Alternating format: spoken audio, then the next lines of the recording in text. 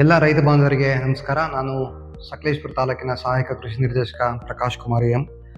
ಬಹಳ ಮುಖ್ಯವಾಗಿ ಕರ್ನಾಟಕ ರೈತ ಸುರಕ್ಷಾ ಪ್ರಧಾನಮಂತ್ರಿ ಫಸಲ್ ಬಿಮಾ ಯೋಜನೆ ಈ ವರ್ಷ ಸಕಲೇಶಪುರ ತಾಲೂಕಿನ ರೈತರಿಗೆ ಭತ್ತದ ಮಳೆಯಾಶ್ರಿತ ಬೆಳೆಗೆ ಯಾಕೆ ಅನಿವಾರ್ಯ ಅಂತಕ್ಕಂಥದ್ದೊಂದಾದರೆ, ನಮಗೆ ಈಗಾಗಲೇ ಗೊತ್ತಿದೆ ಸಕಲೇಶಪುರ ತಾಲೂಕಿನ ಸರಾಸರಿ ಮಳೆ 887 ಇಂಚಸ್ ಏನು ನಮಗೆ ನಿರೀಕ್ಷಿತ ಮಳೆ ಸರಾಸರಿಯಾಗಿತ್ತು. ಈ ಜುಲೈ ಅಂತ್ಯಕ್ಕೆ 662 ನಿರೀಕ್ಷಿತ ಸರಾಸರಿ ಮಳೆಗೆ 539 ಇಂಚಸ್ ಅಷ್ಟೇ ಮಳೆ ಬಿದ್ದಿರೋದ್ರಿಂದ ನಮಗೆ ಎಲ್ಲ ರೀತಿಯಲ್ಲಿ ಈ ವರ್ಷ ಬರಗಾಲ, ಮಧ್ಯಂತರ ಬರಸ್ಥಿತಿ, ನಂತರ ಬೆಳೆ ಬಂದಾದ್ಮೇಲೂ ಕೂಡ ಬರಸ್ಥಿತಿ, ಈ ಒಂದು ಸಂಕಷ್ಟ ಒದಗತಕ್ಕಂಥ ಸಂದರ್ಭದಲ್ಲಿ ಈ ಒಂದು ಬೆಳೆ ವಿಮೆ ಒಂದು ರೈತರಿಗೆ ಒಂದು ಪರ್ಯಾಯವಾಗಿ ಮತ್ತೆ ಒಂದು ಅನಿವಾರ್ಯವಾಗಿದೆ.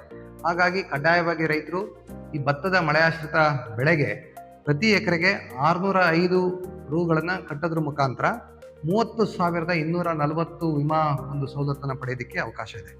ಈಗ 31/7/2026 ಇದೆಯಲ್ಲ, ಇದು ಕೊನೆ ದಿನಾಂಕ ಆಗಿದೆ. ಹಾಗಾಗಿ ರೈತ ಬಾಂಧವರು ಸ್ಥಳೀಯವಾಗಿ ಇರತಕ್ಕಂಥ ಯಾವುದೇ ಸಾಮಾನ್ಯ ಸೇವಾ ಕೇಂದ್ರ, ಗ್ರಾಮೋನ್ ಕೇಂದ್ರ ಅಥವಾ ತಾವು ಎಲ್ಲಿ ಬ್ಯಾಂಕ್ ಖಾತೆ ಹೊಂದಿದ್ರಿ ಅಲ್ಲೆಲ್ಲದರೂ ಕೂಡ ತಾವು ಆಧಾರ್ ಕಾರ್ಡು, ಬ್ಯಾಂಕ್ ಪಾಸ್ಬುಕ್, ಪಹಣಿ ಮತ್ತು ಬೆಳೆ ಸಂಬಂಧಪಟ್ಟಂಥ ಮಾಹಿತಿನ ಬೆಳೆ ಈಗಾಗಲೇ ಮಾಡಿರಲಿ ಮಾಡದೇ ಇರಲಿ ತ್ವರಿತವಾಗಿ ಒಂದು ವಿಮಾ ನೋಂದಣಿಯನ್ನು ಮಾಡಿಸ್ಬೇಕಾಗಿ ಗೌರವಪೂರ್ವಕವಾಗಿ ವಿನಂತಿ ಮಾಡಿಕೊಳ್ತೇನೆ. ನಮಸ್ಕಾರ.